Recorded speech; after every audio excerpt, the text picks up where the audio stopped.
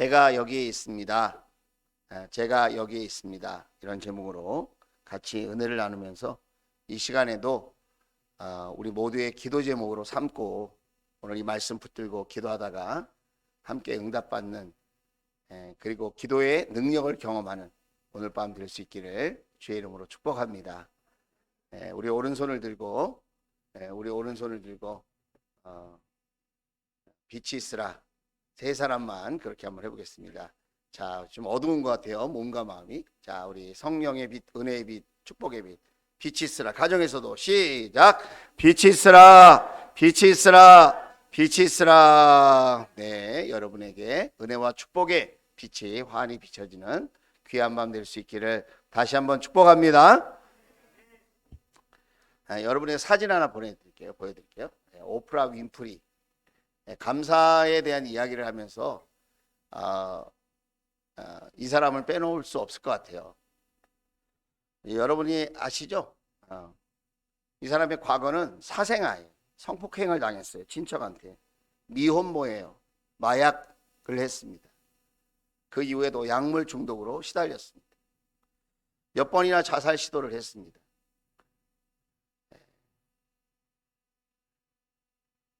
100kg가 넘는 체중을 가지고 살았던 적이 있습니다. 그런데 미국의 100대 명사, 미국을 움직이는 100명의 지도자 중에 한 사람으로 뽑혔을 뿐만 아니라 어느 해에는 이 오프라 윈프리가 1등을 했어요. 그래서 얼마나 영향력이 있냐면 이 사람이 방송에 나와가지고 내가 요즘 이 책을 읽었습니다. 그러면 베스트셀러가 되는 거예요. 그것도 그냥 베스트셀러가 아니라 초베스트셀러가 돼요. 이 사람이 방송에 나와서 난 누구를 돕고 싶다. 이렇게 얘기를 하면 미국 각지에서 엄청난 후원이 들어가는 영향력이 있는 그런 인생을 사는 사람입니다. 죽으려고 했고 인생의 의미를 찾지 못하고 무의미하게 방관자로 살다가 이렇게 역사에 영향력을 미치는 한 나라에 강력한 영향을 나눌 수 있는 그런 지도자로 또 역사를 움직이는 참여자로 쓰임받았을 때에 어떤 계기가 있지 않았을까. 이렇게 방관자의 삶을 살다가 이렇게 적극적으로 누군가를 섬기고 돕고 영향을 미치는 그런 역사의 참여자로 그 인생이 변화되었을 때 이 사람에게 영향을 준 두 가지 습관이 있었어요. 그 첫째가 뭐냐면 성경을 읽고 독서를 하는 거예요. 성경을 읽고 독서를 한다. 또 한 가지는 여러분이 많이 들어서 알고 계실 것 같은데 날마다 감사일기를 쓰는 거예요. 자, 감사일기를 적는 법. 원래는 더 길어요. 원래는 더 긴데 제가 여러분 10가지 얘기해봐야 기억에 별로 안 남으실 것 같아가지고 4가지 이렇게 줄여 나와 있는 것을 알려드리고 싶습니다. 첫째는 자신의 삶을 뒤돌아보는 거예요. 매일매일의 삶을 뒤돌아보는 거예요. 오늘 여러분 사셨죠? 저녁이잖아요. 아침에는 새벽 기도를 시작하고 저녁에 하루의 삶을 마감할 때는 감사로 마감하는 겁니다. 자기의 삶을 뒤돌아보는 거예요. 감사하면 좋은 일이 많이 있지만 저의 경우에는 저의 삶을 객관적으로 보게 되는 것 같아요. 객관적으로 보게 된다는 것은 내가 주관적으로 내 삶을 해석하는 게 아니라 하나님의 눈으로 저를 해석하게 되더라고요. 여러분이 만약 지금 날마다 감사를 진심으로 하고 있다면 여러분이 정말 감사의 그 능력을 경험하면서 감사의 제목을 나누고 있다면 하나님의 눈으로 자기 자신을 바라보는 그런 놀라운 은혜를 경험하고 계실 거예요. 그래서 그렇게 자기 자신을 객관화하는 거예요. 자기 주관적으로, 자기 욕심으로 바라보는 것이 아니라 하나님의 눈으로 자기를 바라보면서 그러면서 하루의 3가지 내지는 5가지를 적는다라는 거예요. 나는 1가지밖에 못 발견했다. 그럼 1가지를 쓰시는 거예요. 여러분 노트에 쓰든지 밴드에 올리든지 목장 카톡방에 올리든지. 저는 우리 교회에 올리는 밴드 말고 나밴드를 하나 만들었어요. 나밴드. 내가 좀 더 솔직하게 감사를 표현하고 싶고 기도 제목을 표현하고 싶어서 아무도 들어와 있지 않는 나만을 위한 밴드를 만들었어요. 궁금하죠? 거기는 아주 허심탄회하게 리얼하게 감사를 표현하고 기도 제목도 올리고 감사도 더 진하게. 누구 볼 게 아니니까. 여러분도 감사를 올릴 때 힘든 게 누가 볼까 봐, 남들이 어떻게 이렇게 저렇게 신경 쓸까 봐 그게 더 머리 골치 아프잖아요. 그걸 우리가 뛰어넘고 싶은데 잘 안 되는 게 사실이에요. 그래서 같이 나눌 감사가 있는가 하면 하나님과 나만의 감사가 있는 것 같아요. 그래서 나밴드를 만들었어요. 그래서 1가지를 하든지 3가지에서 5가지, 우리 교회에서는 5감사, 5가지 감사를 적는 거예요. 뜻밖의 내가 미처 느끼지 못하고 깨닫지 못한 감사가 감사를 적다 보면 또 발견되는 거예요. 그러면서 더 깊은 감사로 나아가게 되는 거죠. 하나님의 눈으로 내 삶을 바라보고 나 자신을 바라보게 된다. 생각만 하지 말고 반드시 써야 한다. 그 3번째예요. 반드시 써야 한다. 기록에 남기는 사람이 승리하는 거예요. 오늘 그냥 감사했어. 그럼 안 한 것보단 낫지만 기록으로 남기지 않는 것은 나에게 영향력을 크게 주지 못해요. 4번째는 감사하는 만큼 표현하는 것이 중요하다. 표현을 많이 하라는 표현. 거기다 표현을 많이. 이 일 때문에 이런 것들이 감사하다. 여러분, 오프라 윈프리가 어떤 사람이라 그랬죠? 사생아, 미혼모, 성폭행, 마약 중독, 약물 중독, 자살 시도, 우울증. 우리는 그 중에 1가지만 걸려도 아마 죽겠다고 했을 거예요. 이미 폐인이 됐을 거예요. 그것 때문에 주저앉았을 거예요. 그러나 성경을 읽고 독서를 하고 그런 감사일기를 쓰면서 하나님의 눈으로 자기를 바라보기 시작했고, 하나님이 어떻게 나를 생각하시는지, 나를 향한 어떤 계획을 갖고 계시는지, 주변 사람이 너는 성폭행 당했지, 너는 미혼모지, 너는 약물 중독자지, 너는 건강이 없지, 너는 뚱뚱하지, 아무리 비웃어도 그게 중요한 게 아니라 하나님이 나를 어떻게 보시느냐, 그게 중요했다는 거예요. 할렐루야. 그러면서 그가 남긴 글 중에 여러분에게 꼭 소개하고 싶은 글이 있어서 여러분과 나누고 싶어요. 첫째는 남보다 더 가졌다는 것을 깨달았다면 그것은 축복이 아니라 사명이라는 거예요. 남보다 내가 뭔가 더 가진 게 있어. 그러면 그것은 단순한 축복일 뿐만 아니라 그것은 사명이다, 사명. 자, 제가 물어볼 거예요. 자, 이명 목녀님, 제가 물어볼게요. 저는 이렇게 착해. 물어본다고 얘기하고 물어볼게요. 갑자기 물어보면 또 당황하잖아요. 자, 첫째, 남보다 더 가진 것이 있다면 그것은 축복일 뿐만 아니라 사명이다. 2번째, 내가 남보다 더 아픈 것이 있다면, 내가 남들보다 더 아파하는 것이 있다면 고통일 뿐만 아니라 사명이다, 사명. 3번째, 남보다 내가 가슴 뛰고 설레는 것이 있다면 그것은 꿈일 뿐만 아니라 사명이다, 사명. 4번째, 남들보다 내가 부담감을 많이 느끼는 것이 있다면 그것은 강요나 부담일 뿐만 아니라 그것도 사명이다. 자, 이명 목사님, 제가 몇 가지를 얘기했을까요? 에? 에, 틀려도 돼요.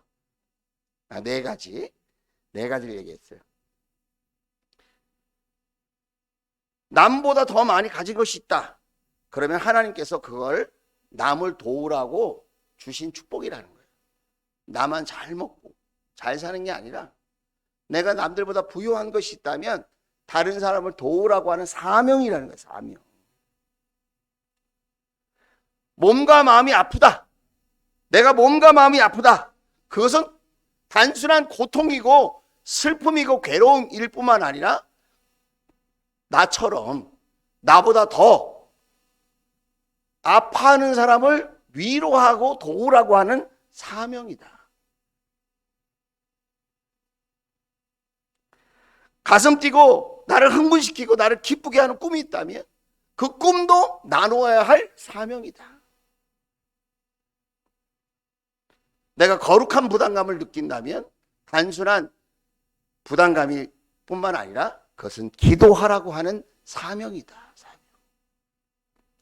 그래서 여러분이 요즘 듣는 이야기가 있을 거 아니에요? 세상에서, 그리고 또 목장 안에서, 교회 안에서, 또 여러분이 직장과 학교에서 듣는 이야기가 있다면 좋은 이야기도 있고 나쁜 이야기도 있겠죠. 그러면 여러분 마음속에 부담이 될 거예요.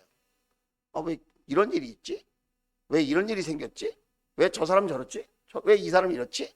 그러면 그게 단순한 부담감이 아니라 기도 제목이다. 기도하라고 하는 사명이다. 할렐루야. 저도 남들보다 몸이 약해서, 약하다고 그러니까 참 죄송한데 안 약하게 생겼잖아요.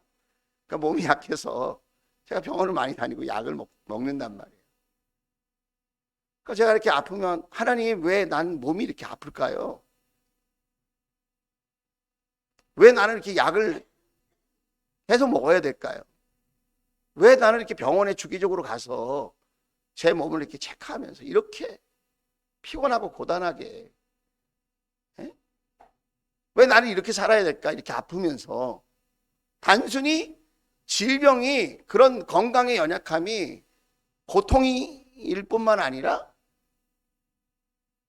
지금 우리 주위에 보면 건강 때문에 힘들어하고 아파하고 괴로워하고 눈물 흘리고 그것 때문에 잠을 자지 못하고 그것 때문에 어려워하는 이웃들이 있잖아요. 그들을 위로하고 격려하라는 거예요. 그게 우리의 사명이라는 거예요. 사명. 오프라 윈프리는 자기는 사생아예요. 성폭행을 당했어요. 미혼모예요. 미혼모. 마약 중독자였어요. 약물 중독자였어요. 우울증에 빠졌어요. 체중 관리를 못하고 사람들에게 손가락질 당하고 비웃음을 당했던 사람이에요. 왜 나는 이 모양일까? 사람들이 왜 나를 이렇게 비웃을까? 왜 그렇지 않아도 힘든데 나를 손가락질하고 이렇게 나에게 욕을 할까? 왜 수군댈까? 난 왜 이렇게 외로울까? 그거를 생각하고만 살았다면 그런 예전에 불행한 인생의 아이콘이 되고 말았을 거예요.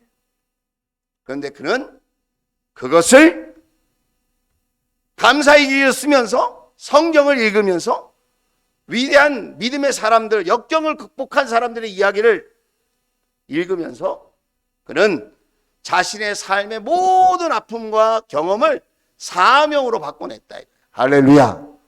사명으로. 거룩한 부담감이 있을 때마다 그것을 내가 극복하고 돕는 사람이 돼야지. 미국에 가장 영향력이 있는 그런 역사를 움직이는, 미국 사회를 움직이는 그런 지도자가 됐다는 거예요. 오늘 이사야 6장에는 한 사람이 등장합니다. 이 사람은 귀족 출신의 영향력을 발휘했던 사람인데 이 사람이 낙심에 빠졌어요. 왜 그러냐면 다윗 이래 가장 칭찬받는 왕 중에 하나인 우시아가 죽었어요. 우시아는 52년 동안 유다라고 하는 나라를 잘 통치했어요. 그런데 16살부터 왕이었거든요. 그래서 이스라엘 남유다를 아주 강력한 나라로 만들었어요. 그 당시에 이웃 나라의 아수르라고 하는 전쟁을 어마어마하게 잘하는 강대국이 막 신흥 강대국으로 막 뛰어 올라서 주변에 있는 모든 나라를 정복하고 다 조공을 바치고 있는데 그때 유일하게 조공을 바치지 않고 큰 소리 치던 사람이 누구냐? 우시아 왕이에요. 그러니까 대단한 거죠. 우시아 왕이 살아 있을 동안에는 아수르라고 하는 나라가 감히 함부로 뭐 조공을 바쳐라, 그리고 침공하거나 뺏어가지 못했어요. 그만큼 정치적으로, 군사적으로, 경제적으로 강력한 나라를 이루었어요. 그런데 이 우시아라고 하는 이 왕이 갑자기 교만해졌어요. 한번 따라서 하겠습니다. 시작도 중요하지만 끝은 더 중요하다. 두 사람이 안 따라 했어요. 다시 한번 해보겠습니다. 시작도 중요하지만 끝은 더 중요하다. 우시아 왕이 처음에는 굉장히 하나님을 경외하는 그런 왕이었어요. 근데 끝에 제사장이 분향을 해서 제사를 드리려고 할 때 제사장을 물리치고 자기가 왕이라고, 자기가 능력 있는 왕이라고, 자기가 실력 있는 왕이라고 하나님의 법도를 어기고 자기가 육신적으로, 인간적으로 앞서서 분향을 하려고 하다가 문둥병이 걸려서 그만 죽고 말았어요. 그 당시에 이사야가 그 왕궁의 귀족 출신으로 있었는데 하나님의 부름을 받는 예언자가 되었어요. 그런데 이사야가 생각할 때는 이렇게 강력한 영향력을 미쳤던 우시아라고 하는 왕이 죽었어요. 정치적으로 혼란에 빠졌어요. 경제적으로 갑자기 위험에 빠지기 시작했어요. 가뭄이 왔어요. 그리고 아수르라고 하는 나라가 쳐들어올 게 분명해요. 그리고 그 당시에 많은 사람들의 윤리 도덕이 땅에 떨어지면서 서로가 서로를 불신하기 시작했어요. 총체적인 어려움에 빠졌단 말이에요. 그런데 이 이사야가 바로 그때에 6장 1절에 보면 이렇게 얘기합니다. 우시아 왕이 죽던 해에, 절망하고 낙심하고 그렇게 있던 해에 이 나라에 소망이 있을까? 이 나라가 다시 강대국이 될 수 있을까? 이 나라의 태평성대가 임할까? 누가 이 나라를 구원할 수 있을까? 누가 이 나라의 왕이 되면 예전처럼 그렇게 살기 좋은 나라가 될까? 우시아 왕이 죽던 해에 그런 질문과 갈등과 마음의 어려움 속에서 이사야가 나는 높이 들린 보좌에 앉아 계시는 주님을 배웠는데 그의 옷자락, 옷자락은 권위예요. 임금들은 미니스커트를 입지 않아. 짧은 치마를 입지 않아. 임금들은 보면 어떻게 하죠? 임금들만 입는 옷을 입는데 길게 옷을 입어요. 땅이 끌리도록 화려하게 입어요. 왜 그러죠? 옷이 권위를 상징해요. 권위. 그 임금의 권위를. 주님을 배웠는데 그 주님의 권위가 성전에 가득 차 있는 거예요. 옷자락이 성전에 가득 차 있었다. 이거는 이사야가 예배 가운데 하나님을 만난 장면을 묘사한 거예요. 묘사. 진짜 꼭 이렇다라는 게 아니라 인간의 말로 묘사를 하다 보니까 그런 거예요. 하나님의 권위, 하나님의 위엄이 성전에 가득 찼다. 마치 임금이 옷을 그렇게 쫙 권위 있게 입고 지나가듯이, 서 계시듯이 그렇다는 거예요. 자, 2절. 자, 그분 위로는 스랍들이 서 있었는데, 스랍들, 천사들이라. 그들은 저마다 날개를 6 가지고 있었다. 둘로는 얼굴을 가리고 둘로는 발을 가리고 둘로는 날고 있었다. 이것도 묘사라는 거 아시죠? 묘사. 묘사. 왕을 옆에서 수종드는 천사들이 있었다. 자, 3절. 그리고 그들은 큰 소리로 노래를 부르며 화답하였다. 거룩하시다, 거룩하시다, 거룩하시다. 만군의 주님, 온 땅에 그의 영광이 가득하다. 자, 거룩하다는 말을 몇 번 해요? 3번, 3번. 3은 완전수예요, 완전수. 하나님은 완전히 거룩하시다는 거예요. 그리고 그의 영광이 충만하다, 충만하다. 빈틈이 없다. 엄청나다 이 말이야. 가득하다. 예배 가운데 이사야는 누구를 만났어요? 하나님을 만났어요. 이사야의 마음이 어땠어요? 절망스럽고 고통스럽고 두려움에 가득 찼고 미래를 확신할 수 없고 우리나라는 어떻게 되는 건가? 앞으로 이 백성들은 어떻게 되는 건가? 앞으로 큰 위험을 만날지도 모르는데 아수르라고 하는 나라가 쳐들어와서 각 가정마다 약탈해 가거나 아녀자를 납치해 갈 수도 있는데 이런 불행한 이런 때에 어떻게 살아야 되나? 우시야 같은 왕이 또 세워질 수 있을까? 그렇게 생각하고 있던 때에 예배 가운데 하나님을 봤다는 거예요. 여러분, 무엇을 의미하는 걸까요?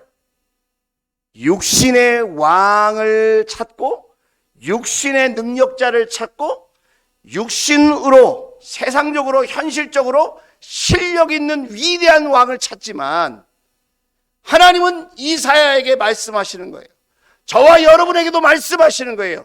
현실 속에 너희가 찾고 구하는 그 왕보다 만군의 여호와 나 하나님이 너희가 진짜 찾고 구해야 할 유일한 왕이다. 할렐루야.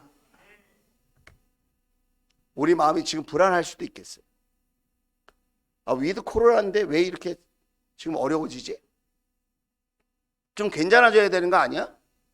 내년에 대선도 있고 내년에 경제도 혹시 어떻게 될지 모르는데 어떻게 살아야 되지? 경제적으로는 어떻게 될까? 정치적으로는 어떻게 될까? 우리 자녀들은 어떻게 될까? 내일 특별히 수능을 보는데 자녀들에 대해서 염려하고 근심하는 부모가 왜 없겠어요?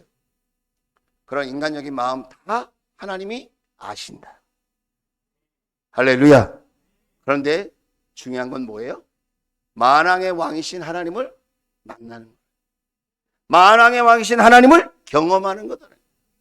만왕의 왕이신 그 하나님을 만날 수 있는 예배자가 될 수 있기를 주의 이름으로 축원을 드립니다. 하나님을 발견한 사람은 세상을 두려워하지 않아요. 하나님을 만난 진한 영적인 경험이 있는 사람은 작은 근심, 걱정, 오해와 비난에 흔들리지 않아요. 그 사람이 착해서, 그 사람이 심지가 견고해서가 아니에요. 하나님을 만났습니까? 하나님을 경험하셨습니까? 하나님을 보셨습니까? 예수님의 음성을 들었습니까? 하나님의 살아계심을 믿으십니까? 여러분이 진짜 하나님을 만나면 우리도 사람인지라 흔들릴 수도 있고 근심 걱정도 있고 우리도 고통도 느끼고 어렵지만 하나님의 살아계심을 진하게 경험한 사람은 이겨낼 수 있는 줄로 믿습니다. 저는 살아계신 하나님을 만났어요. 다시 한번 해볼게요. 아멘을 해야 되는데 뭐 마음에 안 드세요? 저는 살아계신 하나님을 만났어요. 정말 전적인 하나님의 은혜예요, 은혜. 제가 남들보다 더 노력을 하거나 착하거나 열심히 있거나 뭐 열정적이어서 하나님을 만난 게 아니에요. 하나님의 은혜로 저를 만나 주셨어요. 그저 사모했을 뿐이에요. 하나님 살아계시면 저를 좀 만나 주세요. 하나님 살아계신 것을 경험할 수 있게. 여러분, 오늘 밤 여러분의 예배에 하나님이 찾아오시는, 하나님이 음성을 들려주시는, 여러분 기도 가운데 환상을 보여주시는, 여러분에게 하나님의 역사하심이 경험되어지는 축복의 밤이 될 수 있기를 주의 이름으로 축원합니다. 저한테 이런 사람이 많아요. 저 지금 하나님 만났어요. 하나님 만났어요. 그런 사람 엄청나게 많아요. 제가 신학교에서 강의를 해달라 했잖아요. 신학교에 온 사람 중에 나 하나님 만났어요. 경험했어요. 음성 들었어요. 하나님이 가라 그랬어요. 그래서 막 여러 가지 영적 체험들을 막 이야기를 해요. 근데 진짜 만난 사람과 어설프게 만난 사람, 가짜로 만난 사람 분별할 수 있어요. 어떻게 분별할 수 있는지 알려드릴까요? 자, 4절. 우렁차게 부르는 이 노래소리에 문지방의 터가 흔들리고 성전에 연기가 가득 찼다. 연기라는 것은 하나님의 임재를 얘기해요. 임재. 자, 5절입니다. 5절. 나는 부르짖었다. 하나님의 임재를 딱 경험했어요. 아, 하나님이 함께 하시는구나. 임마누엘 하시는구나. 그게 임재예요. 아, 하나님이 나와 함께 하시는구나. 여러분도 예배 드릴 때에, 찬양을 부를 때에, 기도할 때에 아, 하나님이 함께 하시는구나. 그게 느껴질 때가 있으시죠. 여러분 말씀 들을 때 하나님 말씀이 막 깨달아지고 막 은혜가 될 때가 있으시죠? 하나님 임재가 여러분과 함께 하는 거예요. 내가 지식 수준이 높아서 깨달아지는 게 아니거든요. 하나님이 임재하시는 거예요. 임재. 이 시간에도 하나님의 임재를 경험할지어다. 자, 하나님을 진짜 만난 사람의 특징. 나는 부르짖었다. 재앙이 나에게 닥치겠구나. 이제 나는 죽게 되었구나. 나는 입술이 부정한 사람인데 입술이 부정한 백성 가운데 살고 있으면서 왕이신 만군의 주님을 만나 뵙다니. 진짜 하나님을 만난 사람의 특징이 뭔지 아세요? 하나님 앞에 회개하는 사람이 된다. 하나님 앞에 겸손한 사람이 된다는 거예요. 하나님을 만났다고 하면서 교만한 사람, 떠들고 큰소리 치는 사람, 자기 자랑하는 사람, 자기의 영적 체험만을 제일인 양 떠벌리는 사람, 이런 사람은 어설프게 만난 것이고 가짜로 만난 거예요. 진짜 하나님을 만난 사람은 하나님 앞에 회개하게 돼 있어요. 왜? 하나님은 거룩하시다, 거룩하시다, 거룩하시다. 내가 다른 사람보다 더 죄를 지어서 회개하는 게 아니에요. 0.0001의 죄도 갖고 계시지 않는 완전한 거룩, 완전한 거룩, 완전한 거룩 갖고 계신 거룩 그 자체이신 하나님. 그 하나님 앞에 딱 서면, 그 하나님을 만나면 누가 뭐라고 하지 않았는데도 자기의 죄가 보이는 거예요. 여러분 그런 소리 들어보셨죠? 이렇게 간증하다 보면 기도하는 가운데 성령님이 임하셨거나 예수님의 십자가가 보였거나 하나님을 만났는데 갑자기 자기 눈앞에 자기의 과거가 필름처럼 쫙 가면서 자신의 죄가 확 보인다. 여러분 하나님을 진짜 만난 사람은 자신의 연약함, 부족함, 죄악됨 그런 것들을 발견하게 됩니다. 그 거룩하신 하나님 앞에 누가 뭐라고 하지 않았는데 하나님이 너 이렇게 왜 이렇게 죄를 많이 졌어?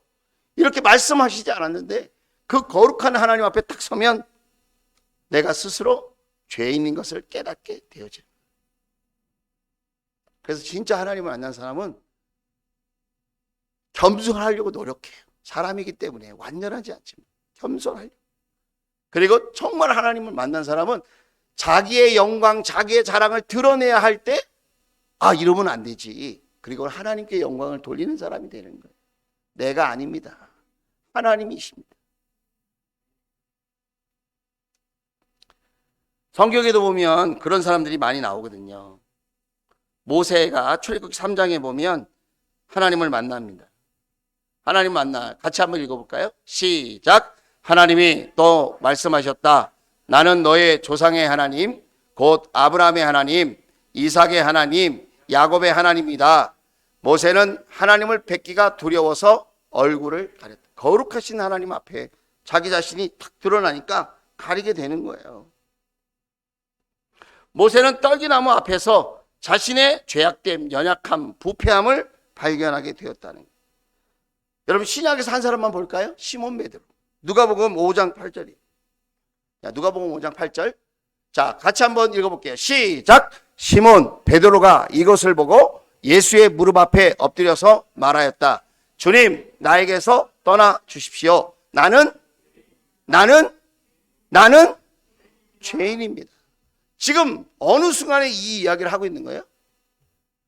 예수님의 말씀대로 엄청난 물고기를 건져 올리고 상상할 수 없는 축복을 받은 그때에 이거는 사람의 실력과 능력으로 되어지는 일이 아니고 이것은 전능하신 하나님만 하실 수 있는 일이야.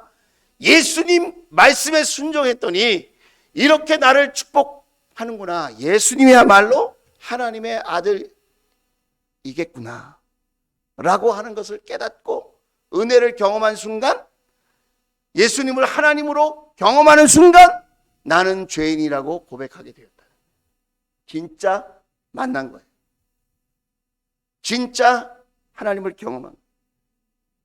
진짜 은혜 받은 사람의 모습인 거예요. 여러분, 오늘 우리가 만약에 기도하다가 이렇게 살아계신 하나님을 만나게 된다면 억지로 회개하려고 하지 말고 하나님이 떠오르게 하시는 나의 죄를 하나님께 고백해 봅시다.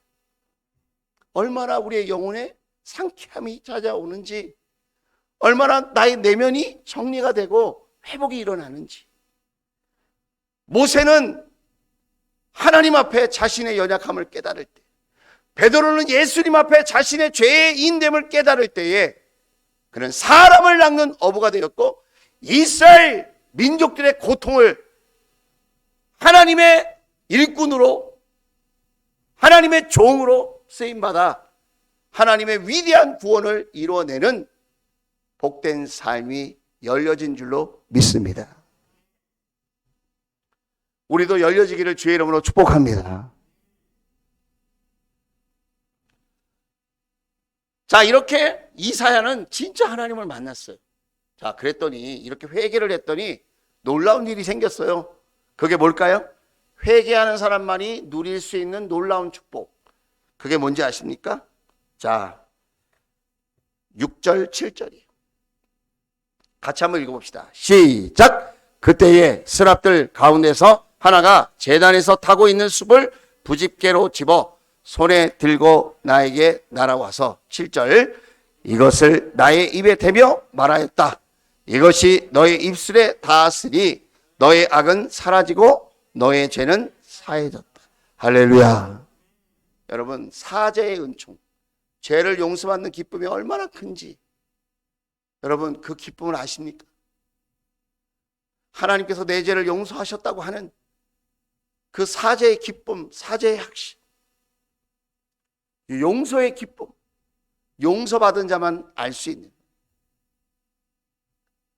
올해는 우리의 삶을 뒤돌아보면서 하나님께 회개하는 일이 점점 줄어들고 있어요. 신앙생활하면서 자기의 의는 높아지고 자기의 자랑은 커지는데 하나님 앞에서 자신의 연약함과 자신의 허물과 자신의 죄악됨을 인하여 애통하며 우는 사람들이 점점 적어지는 시대에 우리가 살고 있다는 거예요. 사랑하는 좋은 가족 여러분, 한 해가 저물어 가고 있습니다. 이 한 해를 나의 자랑으로 삼겠습니까? 하나님의 영광으로 삼으시겠습니까? 이 한 해를 돌아보면서 나의 의로 그 모든 것을 공치사하겠습니까? 아니면 하나님 앞에 나의 연약함과 죄악됨을 고백하고 하나님께서 새롭게 나를 일으켜 세워주시는, 리프레시되는 그런 놀라운 영적 체험을 하시겠습니까? 저는 저와 여러분이 너의 죄는 사해졌다, 너의 죄는 사해졌다, 하나님께서 우리를 이렇게 축복하시고 우리로 하여금 다시 소망을 갖게 하시는 그 놀라운 음성이 들리게 되기를 주의 이름으로 축원을 드립니다. 자, 이렇게 사죄 기쁨을 누리는 사람에게 그 다음 더 큰 은혜와 축복이 다가와요. 용서받은 것도 은혜와 축복이죠. 그런데 더 큰 은혜와 축복이 있어요. 그게 뭐냐면 8절이에요. 자, 8절 같이 한번 읽어보겠습니다. 시작!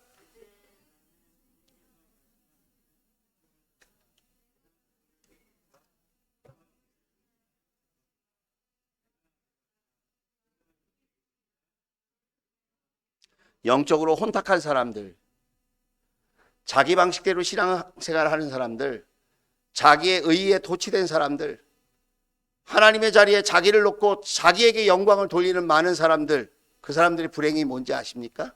경제적인 손해, 건강의 어려움, 가정의 어려움, 인간관계의 어려움, 그런 게 아니에요.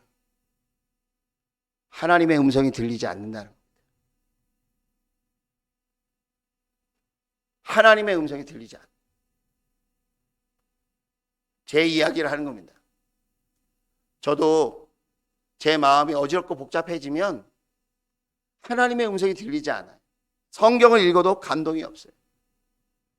찬양을 불러도 그 찬양에 기쁨이 없어요. 하나님 앞에 나의 연약함과 나의 허물을 있는 모습 그대로 하나님 앞에 고백하며 회개할 때 하나님께서 주시는 축복은 나의 죄를 용서해 주실 뿐만 아니라 그때부터 영적인 음성이 들린다는 거예요. 하나님이 말씀하시는 그 말씀이 깨달아지기 시작한다는 거예요. 찬양의 기쁨이 회복된다는 거예요. 구원의 기쁨이 회복된다는 거예요. 저는 오늘 밤 여러분에게 구원의 기쁨이, 찬양의 기쁨이 회복되기를 주의 이름으로 축원을 드립니다. 말씀을 들을 때 이 말씀은 나에게 주시는 말씀이야. 여러분 귀에 하나님의 음성이 크게 들리는 복된 밤이 될 수 있기를 주의 이름으로 축원을 드립니다. 이사야는 들었어요. 내가 누구를 보낼까 그랬어요. 내가 누구를 보낼까. 다 들은 게 아니에요. 이 음성을 이사야만 들었어요. 누가 우리를 대신하여 갈 것인가. 이 음성은 이사야만 들었어요. 예배의 기쁨을 누리는 이사야, 회개의 기도를 드렸던 이사야, 하나님께 사죄의 복을 받았던 이사야, 그 이사야에게 주의 음성이 들렸다. 예배를 드리면서 맹숭맹숭하고 그 마음이 메마르고, 내가 이 시간에 왜 여기 앉았다가 가야 되지? 내가 왜 이 시간에 차라리 TV를 보면 낫을 것을, 내 친구를 만났으면 더 좋았을 것을,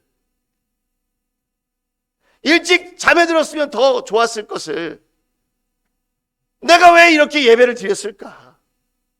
여러분, 그런 후회는 안 해보셨습니까?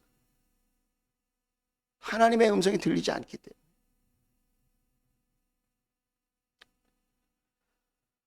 선교지에서 저는 이 찬양을 부르면서 눈물을 펑펑 흘렸던 적이 있어요.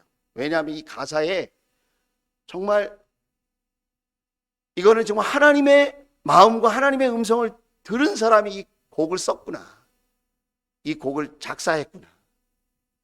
그리고 이 노래는 유은성이라고 하는 복음 가수가 불렀거든요. 하나님 아버지의 마음이라고 하는 곡이에요. 한번 같이 불러봤으면 좋겠어요. 여러분, 이 곡을 부르면서 하나님의 마음을 한번 느껴보세요. 하나님께서 여러분에게 하시는 음성을 한번 들어보세요. 눈을 감고, 아니면 가사를 보시면서 하나님을 생각해보세요. 아버지 당신의 마음이 있는 곳에 나의 마음이 있기를 원해. 찬양하세요. 찬양. 아버지 당신의 눈물이 고인 곳에 나의 눈물이 고이길 원해. 아버지 당신이 바라보는 영혼에게 나의 두 눈이 향하기 원해요. 아버지 당신이 울고 있는 어두운 땅에 나의 두 발이 향하길 원해요. 나의 마음이 아버지의 마음 알아. 내 모든 뜻 아버지의 뜻이 될 수 있기를. 나의 온 몸이 아버지의 마음 알아. 내 모든 삶 당신의 삶 되기를. 우리 가슴에 손을 대봅시다. 아버지 당신의 마음이 있는 곳은 마음이 어둠의 영은 떠나갈지어다. 나의 마음이 있기를 원해요. 아버지 당신의 눈물이 고인 곳에 나의 눈물이 고이길 원해요. 아버지 당신이 바라보는 영혼에게 나의 두 눈이 향하길 원해요. 아멘. 아버지 당신이 울고 있는 어두운 땅에 나의 두 발이 향하길 원해요.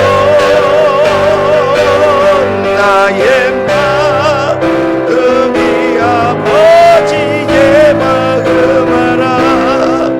내 모든 뜻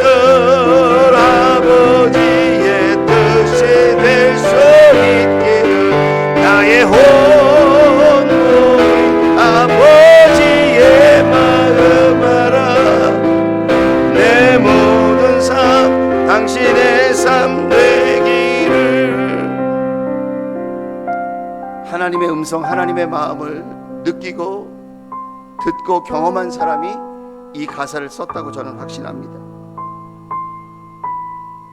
오늘 이사야가 주의 음성을 들었습니다. 내가 누구를 보낼까? 누가 우리를 대신하여 갈 것인가? 이사야가 대답합니다. 어떻게 대답합니까? 들렸으니까 대답하는 거예요. 못 들었으면 대답하겠습니까? 하나님의 음성이 들렸어요. 하나님의 마음이 느껴졌어요. 누구를 보낼까?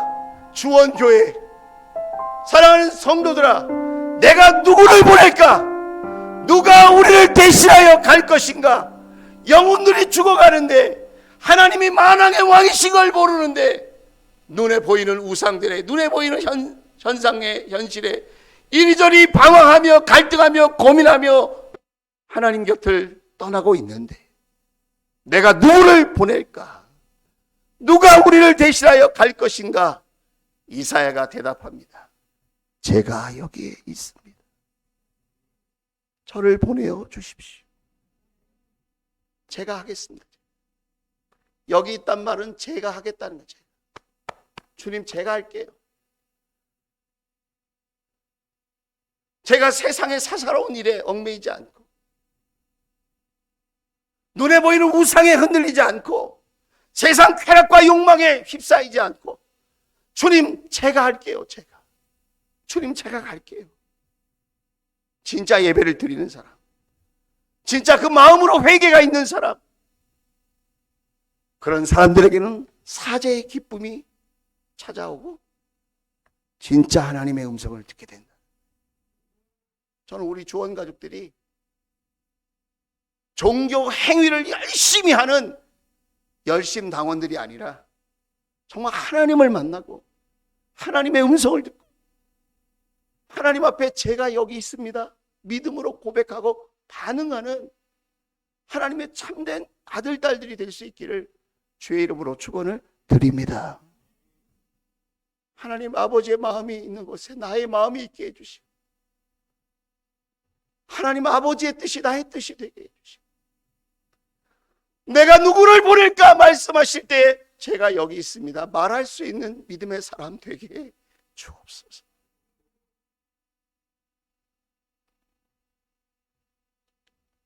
오늘도 원수하게 악한 영들은 이 세상은 저와 여러분을 두렵게 합니다. 낙심시킵니다. 좌절시킵니다. 하나님으로부터 멀어지게 합니다. 공동체를 사랑하지 못하게 합니다. 서로를 뜨거운 마음으로 섬기지 못하게 합니다. 우리 가운데 불신을 가져다 줍니다. 우리 가운데 염려를 가져다 줍니다. 아니요, 세상이 문제가 아니고 사람이 문제가 아니라 하나님을 만나지 못하는 나의 예배 태도에 문제가 있지 않을까? 하나님 앞에 진심으로 회개하며 기도하지 못하는 나의 연약함에 원인이 있지 않을까? 세상 소리는, 사람의 소리는 그렇게 잘 들으면서도 살아계신 하나님의 음성을 듣지 못하는 나의 영적인 귀가 둔하여서 우리가 마귀에게 조롱당하고 있는 것은 아니에요. 하나님은 나를 보고 하나님은 나를 알고 오늘 나에게 말씀하시는데 우리가 듣지 못하고 있다면 얼마나 불행한 일입니까? 하나님, 영안을 열어 주옵소서. 예배를 통하여 영안을 열어 주옵소서. 하나님의 위대하심을 경험하게 하여 주옵소서. 나의 연약함을 발견하게 하여 주옵소서. 회개하며 기도하게 하여 주옵소서. 하나님의 음성을 듣게 하여 주옵소서. 내가 주님의 손과 발이 되겠습니다. 내가 여기에 있습니다 고백할 수 있는 저와 여러분 될 수 있기를 주의 이름으로 축원을 드립니다. 자, 우리 사명 찬양 한번 하겠습니다.